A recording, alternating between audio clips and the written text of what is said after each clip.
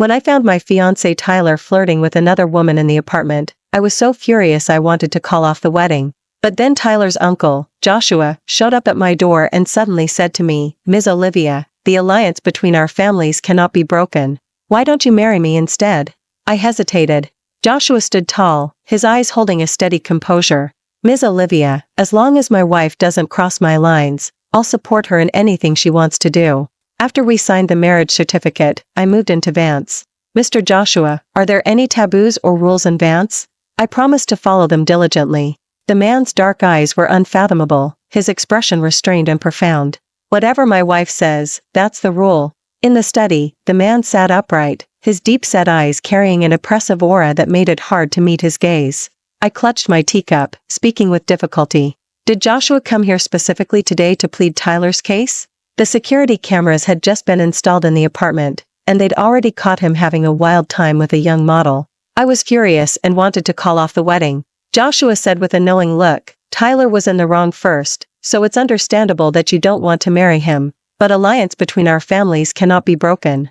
You could consider a different alliance partner." I instinctively asked, "Who?"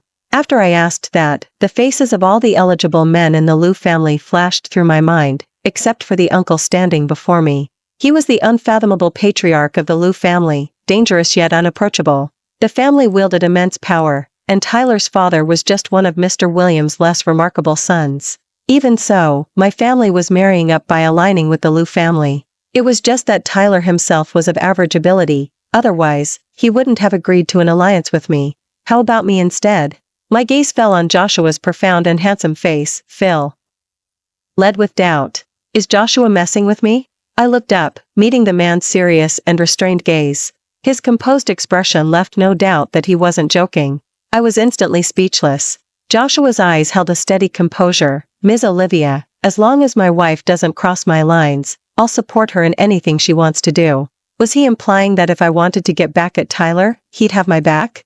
2 years ago, when Mr. William was gravely ill, various factions within the Liu family stirred, engaging in open and covert struggles. No one had expected that Joshua, as an illegitimate son, would emerge as a dark horse and become the ultimate victor. Now, he was the head of the Liu family. Putting him next to Tyler, who merely coasted by in the company, even a fool would know who to choose. However, he was like a black abyss shrouded in mist, unfathomable and imbued with intense danger. He was a man I could never control in this lifetime. "Mr. Joshua, if you want an alliance marriage, there are plenty of daughters from wealthy families for you to choose from. Why me?" Joshua replied casually, without a change in expression, "Ms. Olivia, Brenda is very fond of you." Before it took power, Mrs. Eleanor was merely Mr. Joshua's mistress, kept outside the family without official status. She had been humiliated at a banquet once, and I, feeling a moment of pity, helped her. After that, whenever we met at certain events, we would exchange pleasantries and chat for a bit. After marriage, I won't give up my career. When we got engaged, Tyler's mother had demanded that I return to the home after marriage to be a wife and mother. Joshua's voice was as steady as a rock. "My wife can do anything she wants. She doesn't need to follow anyone's arrangements, nor endure any grievances." I took a deep breath, looking steadily at him. "Okay." A faint, almost imperceptible smile seemed to spread across the man's brows, vanishing in an instant. Joshua stood up, dressed in a black suit. His tall, imposing figure exuded the oppressive aura of a man in power. "Are you free today? Let's go sign the marriage certificate first." My feet felt like they were treading on cotton as I got into Joshua's car. As soon as I entered the car, 3 assistants politely greeted me. Then, they methodically reported on their work to Joshua. Although I didn't quite understand, judging from the expressions and reactions of the 3 assistants, the few understated remarks Joshua made must have pointed out the root of the problem incisively. The man was captivating when he focused on his work, strategizing with effortless mastery. His distinctively jointed fingers, as they tapped on the tablet, looked as noble as those of a born monarch.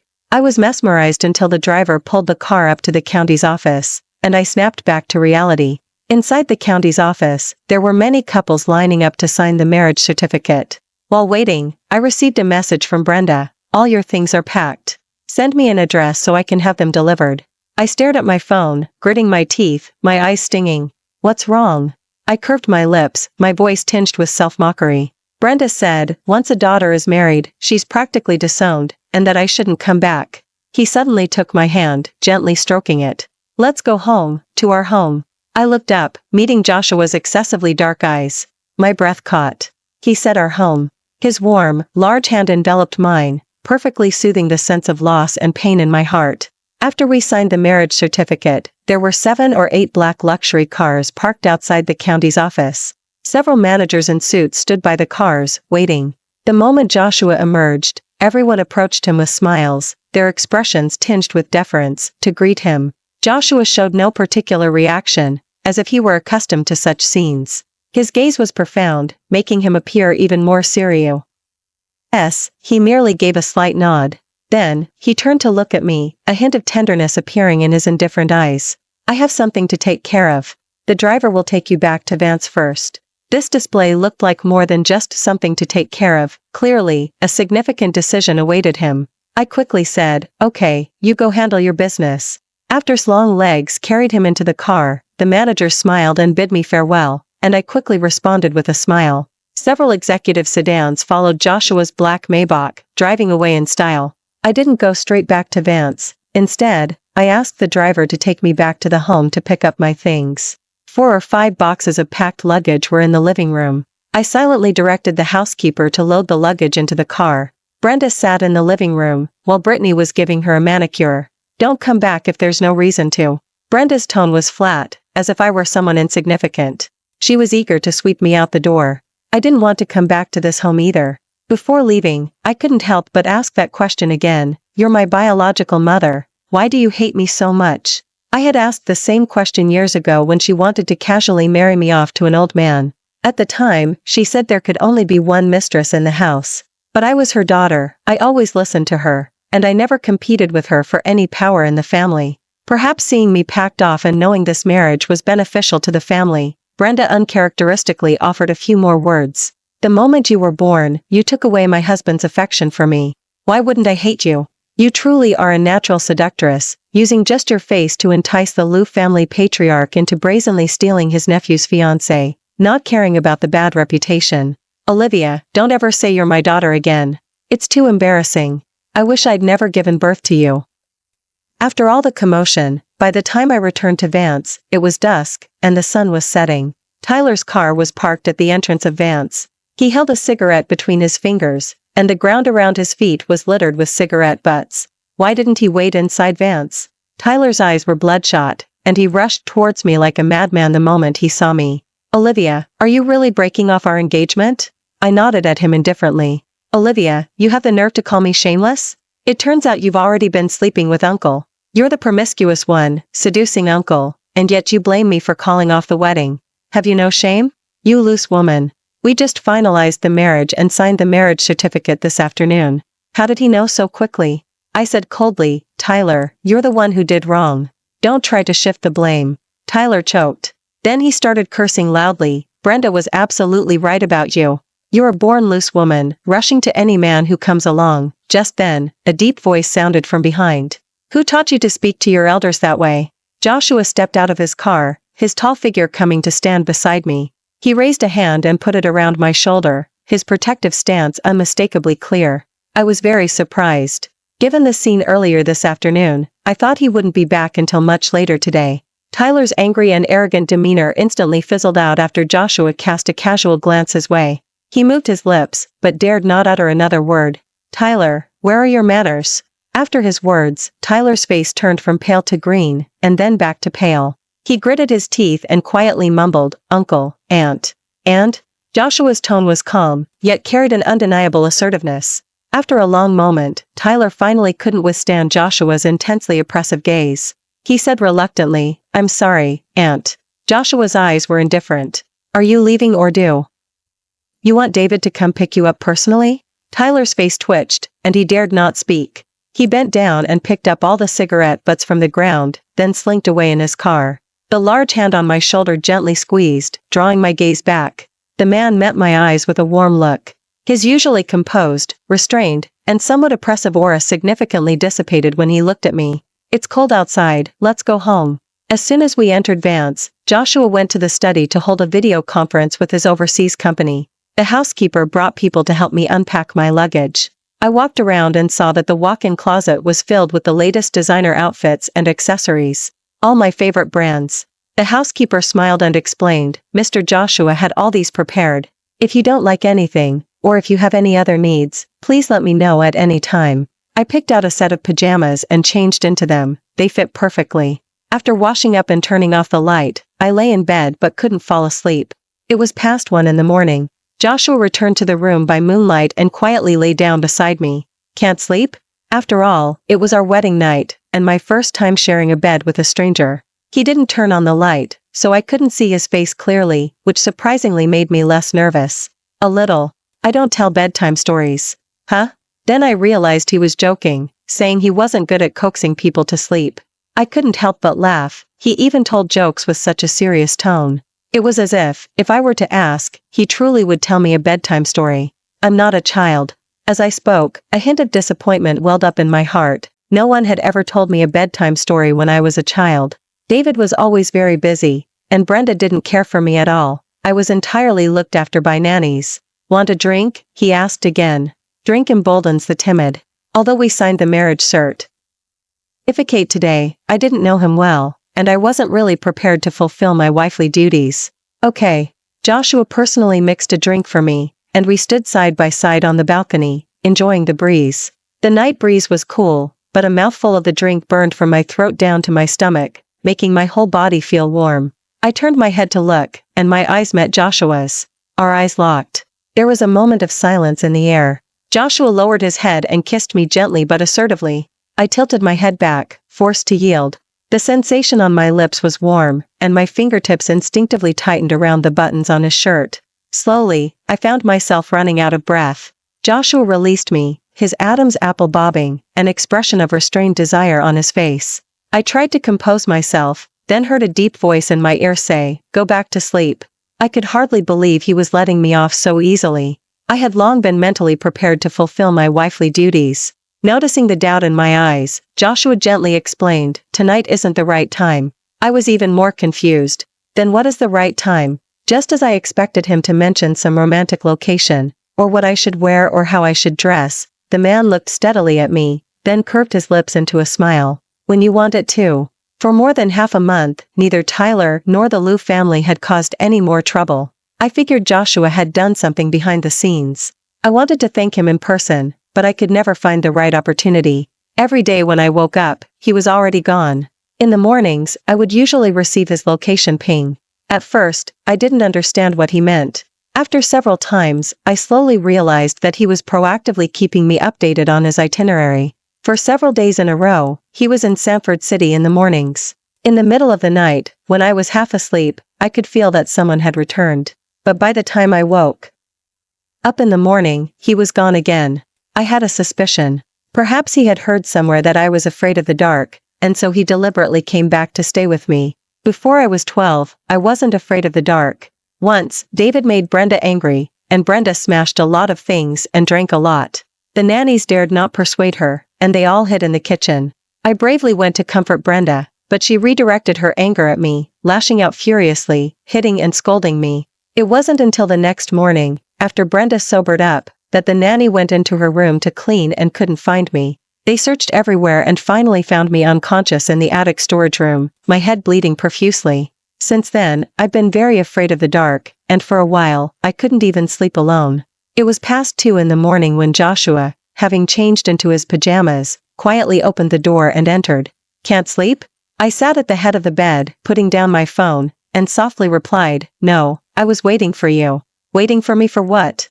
Joshua pulled back the covers and lay down, reaching out a long arm to pull me into his embrace. I compliantly leaned into his arms. "Mr. Joshua, did you come back specifically to be with me? My work is very busy. I can only spare some time to nurture our marital bond."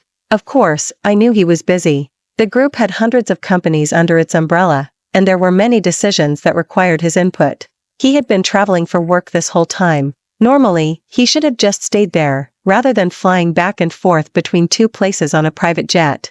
I studied fashion design, and after graduation, I partnered with a friend to open a design studio. I was mainly responsible for design, and my friend handled marketing. I was essentially a semi-freelancer. I didn't need to be in the office every day.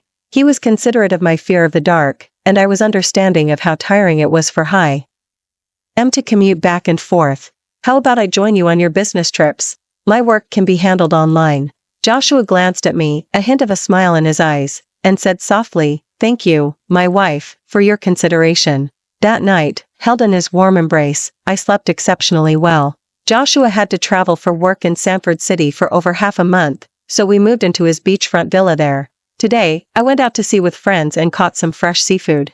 I texted Joshua, "Are you coming back for dinner? We have fresh seafood." He replied quickly, "No, I have a social engagement tonight." I hadn't really expected anything, as he was terribly busy every day. I turned and told the auntie not to prepare a portion for Joshua. I was clicking through channels with the remote control when I suddenly saw a familiar face.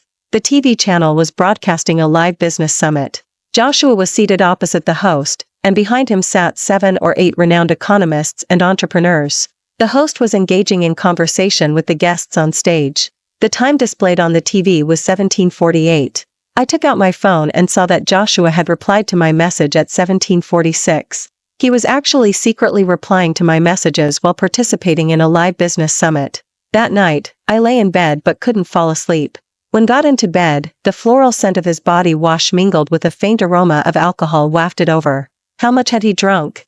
I turned around to look, and Joshua was watching me. His eyes showed fatigue, and his face was slightly flushed. But the moment he saw me, his eyes shone with astonishing brightness. One glance, and our eye contact felt more intimate and honest than on our wedding night. A tingling sensation seemed to spread through my entire body. The man's deep, clear scent enveloped me layer by layer, and I gradually found it hard to breathe. I awkwardly shifted my gaze, letting it fall on his bobbing Adam's apple. Suddenly, I felt a sensation. "Mr. J. Joshua, is tonight the right time?" I hadn't forgotten the right time he had mentioned. Joshua reached out a long arm and pulled me to him, wrapping it around my waist. His lips stopped less than an inch from mine. "When my wife wants it, that's the right time." His intense gaze made my heart tremble. "But you've had a lot to drink. Are you sure you can?" Before I could even react, his lips parted mine. He pushed inward, entangling us without end. Joshua propped himself above me. His pajama buttons, usually meticulously fastened, were unbuttoned at the top 2 tonight for some reason. His chest muscles were smoothly sculpted, and his abs were subtly visible. Faintly bulging veins hinted at his excitement and passion. I instinctively swallowed, tensing my body. Joshua noticed, and his deep voice was filled with suppressed restraint. "Wife, relax." When I woke up the next day, Joshua was still there. Our eyes met, and a belated wave of shyness rushed to my cheeks. I turned over, got dressed, and got out of bed. My phone rang. I picked it up and saw it was Brenda. She almost never contacted me proactively all year. What was going on today? I answered the phone call. In just a few sentences, she stated her purpose, making my hands tremble with anger. I hung up the phone call. I strongly suppressed the urge to curse. But then Joshua hugged me from behind, pulling me into his embrace. He rested his head in the crook of my neck. "I think I heard Mrs. Brenda asking you for something?" I wasn't going to do what Brenda said. I wouldn't let her get her way again. Whatever she wants, she can figure it out herself. Things I don't even have, how can I get them for her? Although she didn't mention Joshua at all, I wasn't stupid. She clearly wanted me to ask Joshua for help. Even if Joshua and I only had a superficial marriage, even if we were truly in love, I couldn't shamelessly force Joshua to give up his possessions as she suggested. "You don't have what?" Joshua, who was us? Usually a man of few words, surprisingly pressed for more details today. I remained silent. Joshua turned my shoulders, making me face him. A reassuring smile appeared in his indifferent eyes. "Wife, what others have, you will have too." Such a simple sentence made my eyes sting with emotion.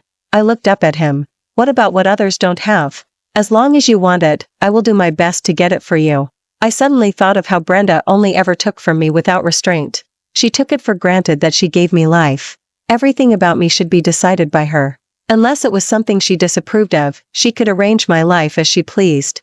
She never cared about what I wanted. Nor had she ever stood up for me or comforted me when I was wronged or sad. A pang of bitterness swept through my heart. I squeezed my fingertips, swallowed the bitterness in my heart, and asked, "Aren't you going to ask me what I want? You said that your wife shouldn't do anything that crosses your lines. What if what I want crosses your lines?" Joshua answered without hesitation, "My wife is my bottom line." The man's composed voice brushed across my heart, seemingly smoothing away all the panic within me. I held back my tears and asked softly, what if something your wife does could harm the Liu family's interests? As I spoke, the air seemed to solidify. Every second of waiting was torture. Joshua stared directly at me, a slight curve forming at the corner of his mouth. I can teach you how to make the Liu family lose even more. I was stunned for a moment. I looked at Joshua in disbelief. His face was serious, as if he wasn't lying to make me happy. His tone was calm, yet these simple words smoothed away some of the long-buried grievances and pain in my heart. Joshua, I'm serious. I'm not as soft-hearted as you think. Whatever my wife wants to do, she doesn't need to be soft-hearted. In that moment, I seemed to see surging emotion hidden beneath his usually calm and composed demeanor. Then what does your wife need to do? He raised his hand and wiped a tear from the corner of my eye. Just stay by my side, always. Just as I returned to Vance, Brenda's car arrived. In the living room, Brenda was elegantly sipping tea. Joshua said indifferently, Mrs. Brenda, if there's something you want, why not tell me directly? Olivia is a bit shy. There's no need to make it difficult for her. I heard you bought Olivia a ruby necklace last month. She's too young to pull it off. Why not lend it to me to wear at tomorrow's banquet? Last time on the phone call, Brenda not only wanted the necklace, but also wanted me to bring Brittany along and introduce her to Julian. Julian was the eldest son of Joshua's eldest brother. Unlike that spendthrift, Julian was young, capable, and had a promising future. She had said on the phone call, keep opportunities within the family. If you help Brittany marry in, you can support each other in the future. I wasn't going to listen to a single word of it. After a moment of silence, Joshua said coldly, can't pull it off? Is Brenda questioning my taste? His words shifted the focus from me to him. Brenda was a bully who preyed on the weak and feared the strong. She dared not challenge the Liu family patriarch. She explained softly, that's not what I meant. It's just that Olivia has never worn anything particularly valuable. Joshua ignored Brenda, instead dialing David's number and putting it on speakerphone. Mr. David, what does it mean when your wife comes to Vance to cause trouble for my wife? If David's home is truly so short on money that you can't even afford a set of jewelry, you can say so directly. Olivia and I would never stand idly by. Joshua's tone was steady, and his words clearly conveyed his protectiveness towards me. Brenda's face instantly turned pale with fright. No matter how much she usually bullied me, she dared not make a scene with David. There wasn't much left of their marital affection to begin with. David, who was currently on a business trip abroad, relied on the alliance between Joshua and me to maintain several major projects. From the other end of the phone call came David's incessant apologies and scolding of Brenda for her nonsense. Brenda left sullenly. The next day at the evening banquet, I walked in arm with Joshua, making a grand entrance. It instantly attracted the attention of many people and the media. I heard people whispering, this seems to be Mr. Joshua's first time bringing his wife to a party. They truly are a perfect match, a talented man and a beautiful woman. I heard their wedding is set for half a year from now. I definitely need to find a way to get a wedding invitation and see how lavish the wedding of the century will be. I exchanged pleasantries with people alongside Joshua for a while, then felt a bit tired and slipped away to rest. Brenda arrived with Brittany, scrutinizing me with a displeased expression. You didn't wear that ruby necklace today either, yet you wouldn't lend it to me. Raising an ungrateful wretch like you is worse than raising a dog. Joshua had given me so much diamond jewelry that today I chose a diamond necklace that better suited my evening gown. There were many people here, and even more media. I didn't bother to reply, to avoid being photographed and causing trouble for Joshua. Although the media certainly wouldn't dare to write nonsense, it's better to avoid trouble than to deal with it. I stood up, wanting to avoid them, but Brittany blocked my path. Olivia, Aunt isn't even finished speaking, and you're already leaving? Isn't that incredibly rude and disrespectful to your mother? Brenda looked over with contempt. I heard Julian is here too. Hurry and take Brittany over to meet him and put in a good word for her. She's younger and prettier than you, and she's a sweet talker. She'll definitely win Julian over quickly. Then you'll all be family. Whatever hap.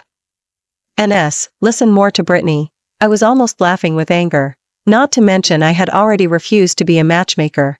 Given status, was he someone a poor relative like her could just casually cling to? I was hesitating on how to refuse them in a way they would accept, without them throwing a tantrum here. Suddenly, a voice behind me called out, Aunt. I turned my head and saw that the person greeting me was Julian. Behind him were Tyler and several other Liu family descendants. I heard Uncle was here, so I thought I might get to see Aunt today. We met briefly in Sanford City last time, and I didn't even get a chance to say a few words to Aunt. Julian was gentle and polite, his words showing respect for his elders, consistent with his usual demeanor. He turned to the Liu family members behind him and said, "All of you, hurry and greet Aunt." A few of them, smiling, politely called out, "Hello, Aunt." Tyler stood behind Julian, silent.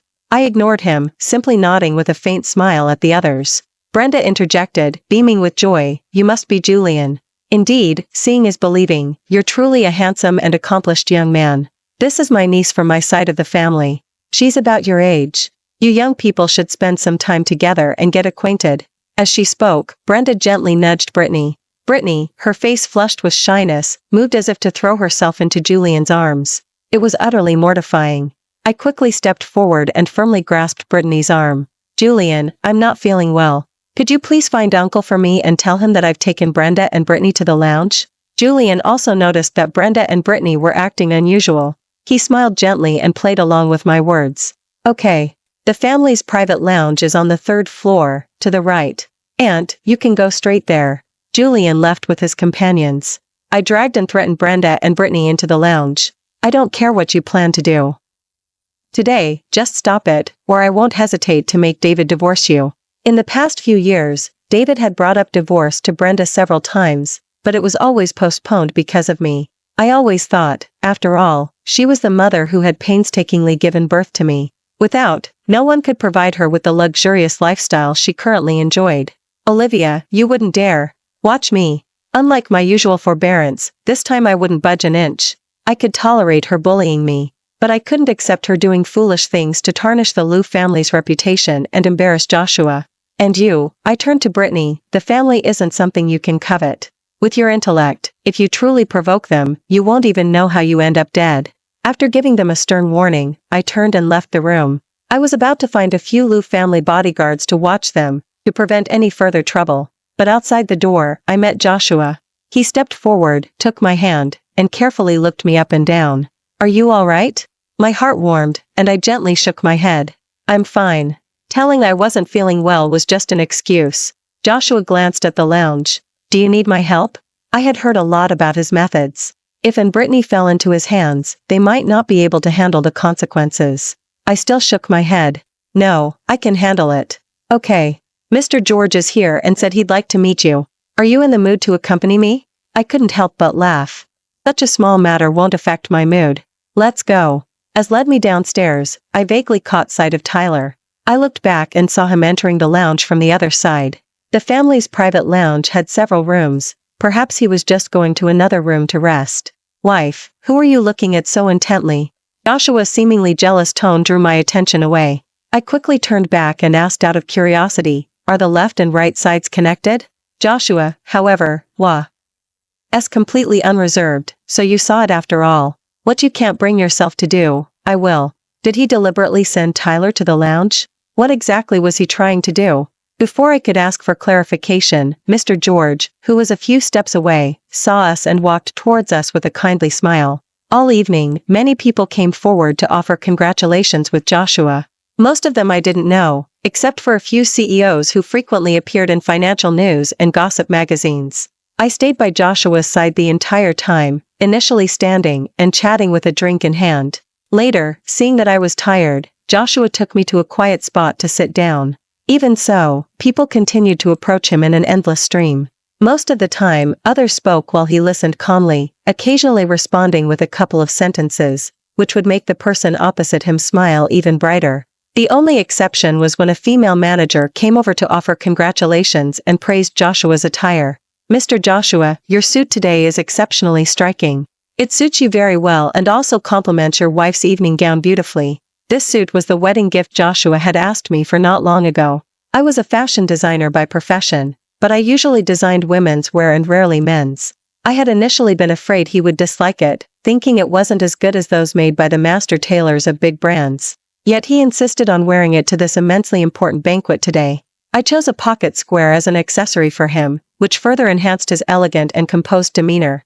To compliment him, I chose an evening gown in a matching color. "You have good taste," Joshua replied with a faint smile to the female manager. After this brief interlude, almost everyone who came to offer congratulations and exchange pleasantries afterwards would praise Joshua's attire. My friend and I's design studio suddenly received several large orders. While I was swamped, Brittany suddenly made a video call. Her face was streaked with tears. Olivia, Tyler cheated again. At the last banquet, Tyler went to the lounge, and with Brenda's matchmaking and Brittany's advances, he quickly became Brittany's boyfriend. During this time, I often heard about their public displays of affection. But, being a playboy, was only in it for the novelty. How could he possibly cherish Brittany, who had practically thrown herself at him? Brittany was still crying in the video call. But I don't know who he cheated with. I spread my hands. What good does crying to me do? Go talk to your best friends. I don't care for leftovers. At my reminder, the pain in Brittany's eyes was instantly replaced by fury. Before hanging up the video call, she suddenly said, "Olivia, you're his aunt. Please rein him in for me." I casually agreed. "Don't worry, he won't be swaggering for much longer." I had once asked Joshua if he would be angry if I did something that harmed the Liu family's interests. He said no. Over the past 2 months, I had virtually halted all of Tyler's orders. David built his fortune in clothing. Later, his business grew larger and larger, with only 8 factories domestically, but dozens in Southeast and Africa. Tyler's father, on the other hand, had been assigned the logistics and transportation sector from the Liu family, which included hundreds of logistics companies and several port operation rights. After graduating, Tyler established a fashion brand, following a light luxury approach. He relied on my design studio for the designs and my family's factories for supply. Then, he used the Liu family's transportation network to ensure timely delivery. He himself was responsible for marketing. A few days later, Tyler furiously came knocking, but he was stopped by the security guard's advance. When I received the housekeeper's notification, I thought, he finally realized something was wrong. A smarter person in charge would have noticed the problem much earlier. Yet he spent his days with young models, and only remembered to come looking for me when several stores in the mall were almost out of stock. Tyler found me waiting outside the design studio. He was unshaven and so haggard that he no longer had the air of a carefree playboy. I couldn't resist asking out of curiosity, "How many days has it been since you washed your face?" "As your aunt," I told him, "I really should have a word with you. Even kindergartners know how to be clean, you're just too sloppy." Tyler's eyes widened in anger, the bloodshot veins looking rather chilling. "Olivia, are you truly determined to ruin me?" he demanded. "If you withdraw the orders, I'll take a hit, but you'll suffer too. Do you even have a brain?" I glanced at him indifferently. "Who said I'm losing anything? I'm swamped with orders lately, my factories and warehouses can't keep up. Your small order isn't worth taking anyway." Tyler rushed forward, about to say something, but I cut him off. "Make sure to let Brenda know," I said. "The money she invested in you is probably gone for good." Brenda, hoping to pave the way for Brittany, invested all the personal savings she'd accumulated her entire life into Tyler. She was truly unbelievably foolish. Days later, I heard Tyler was being hounded from all sides. His fashion brand company was found to be evading taxes. Now, he was in deep trouble. His company was certainly doomed, and he might even face some jail time. Joshua sent a message, inviting me to dinner. The restaurant was a bit warm, so I took off my blazer. Beneath it was a green velvet strapless dress, and the pearl necklace around my neck was a gift from him a few days prior. Joshua looked up, clearly startled for a moment. Our eyes met. His gaze fell on my shoulder, unreadable. "What's wrong?" I asked. "Put your blazer back on." Perhaps realizing his tone was a bit blunt, he explained, "It's not that I want to dictate what you wear, but you're sitting by tea." He air vent. "How about we switch seats?" I noticed 2 men nearby subtly glancing in my direction. I put my blazer back on. "No need to switch." Joshua shifted his gaze back to the menu. "What would you like to eat?" While waiting for our food, Joshua brought up Brenda. Mrs. Brenda suffered a significant loss this time. "Should we?" "No need. It's best she doesn't have money, then she'll learn to behave herself and stop stirring up trouble." This is also why David has never been willing to increase the limit on her supplementary card all these years. Is it true that Tyler's company was evading taxes? Joshua nodded slightly. It was mainly an oversight by the finance department. He didn't confirm before signing. Using this to give him a scare isn't a bad idea. So, it was his instruction. I didn't ask further. Joshua, however, uncharacteristically added a few more words. His fashion brand company will be shut down, and after some time, he'll be sent to the division for training. So, it was true what he said last time about being able to make the Liu family suffer greater losses. This time, Tyler had a major fall, incurring losses of at least 8 figures. But sending him to Africa, was he truly not acting out of personal vendetta? As if seeing the doubt in my eyes, Joshua explained, as his uncle, it's merely a way to temper a younger generation member. On the day Tyler departed for Africa, Joshua went to see him off. Don't even think about coming back until you've completed 3 full years in Africa. Tyler's eyes widened. Uncle, what do you mean by this? Have I offended you at some point? Joshua's deep eyes remained calm and unruffled, his voice steady. No. Then why? Tyler demanded angrily. Joshua looked up, meeting his gaze for a long moment, then said, you shouldn't have treated her that way. Shouldn't have treated her that way. A sudden realization hit Tyler like thunder. Though didn't explicitly name her, Tyler understood precisely who the man was referring to. Or rather, who else could it be?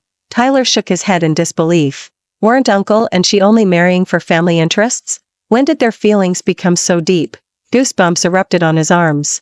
The tax evasion scandal that forced the company to close, that was your doing too, wasn't it, Uncle? But why? His voice held anger, yet also a hint of fear. Joshua, however, knew exactly what words would utterly break him. Because she's my wife. Joshua curled his lips. You shouldn't have brought someone into the apartment to fool around, gotten caught on camera, and made her a laughingstock among our circle. But I'm your own nephew. Tyler lunged forward like a madman, but he was pinned down by several black-suited bodyguards and forcibly escorted onto the plane. After several consecutive days of working overtime at the design studio, I received a cry for help from Joshua's assistant. Ma'am, please save us. The CEO worked overtime last week, you worked overtime this week, and now he's still working overtime. But we just can't keep going. This message was accompanied by a photo. The photo showed a group working overtime in a brightly lit office, the 3 assistants looking utterly exhausted and despondent. I suddenly remembered that Joshua had been messaging me every day lately, asking when I'd finish work. Was he waiting for me to come home? I'm coming home now. I sent this message simultaneously to his assistant and Joshua. When the driver pulled up to Vance, Joshua's car had also just returned. Sitting in the back seat, he held a file, which reminded me of the Joshua meme his assistant had sent. In the meme, he had his legs crossed, eyes half closed, a sidelong glance, exuding an air of aloof indifference that seemed to scorn everything. Noticing my gaze, Joshua put down the file and turned his head to look at me. The moment our eyes met, the indifference in his gaze was replaced by tenderness. No more overtime tonight? His rolling atoms. Apple seemed to imbue that simple question with a lingering, passionate undertone. Joshua carried me to bed. When he leaned in to kiss me, he was as gentle as water.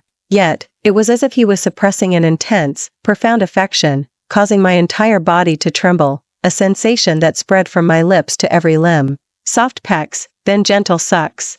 I intertwined my fingers with his, enduring the slight tremors in my body, and voiced the question that had been in my heart. Joshua, when you proposed this marriage alliance with me, was it a spur-of-the-moment decision, or had you planned it for a long time? Joshua abruptly stopped, the veins bulging in the arms braced above me. I looked up at him, my heart pounding. His captivating eyes looked into mine, and he said in a hoarse voice, planned for a long time. My breath hitched. My heart involuntarily constricted. Joshua kissed my shoulder, and with an instinctive, swift rhythm, my body uncontrollably trembled and contracted. As passion swelled, the world seemed to shake, and a dam burst. Outside, at some unknown point, it had started to rain. Rain pattered on the banana leaves, blending us together. Inside, even as my voice grew hoarse from crying, Joshua wouldn't let me go. Only when I was completely exhausted did he finally embrace me from behind and fall into a deep sleep. Before drifting off, I vaguely thought, I definitely shouldn't neglect him again in the future. A man who's been holding back for too long is truly terrifying. Joshua's epilogue, the first time I saw her, she stepped out of a luxury car, radiating elegance, bright and beautiful. I was sitting right beside her, yet she didn't see me. The second time I saw her, she was intently watching Tyler, who had just returned to the country. I was standing behind her, and when I turned, I bumped into her. The third time I saw her, I was sitting in the main seat, and she was already engaged to Tyler. When our eyes met, her single address of Uncle Easy. Ly snapped the taut string in my heart. The cold wind howled, and Tyler was nowhere to be found. Feathery snowflakes piled up on her shoulders, and her nose was red from the cold. Just a few steps forward would have shielded her from the wind and snow, Yet she chose to stand on the street, waiting in the blizzard. I draped my blazer over her shoulders and told her, "I'll take you home." Whatever urgent matter Tyler had, he shouldn't have left her waiting in the storm on their engagement night. When I heard that the security cameras in the apartment had captured some video calls, I knew my chance had come. Seasons changed, and Vance, once so desolate, had long since transformed. The quiet study was now filled with the lively babble of a child learning to speak. The evening breeze swept by as I walked with her in the garden. We chatted casually. Leaves rustled, and weary birds returned to their nests. I had once regretted missing her first blush of love because of my scramble for power and profit. But then I thought, life is long. We still have plenty of time to start anew.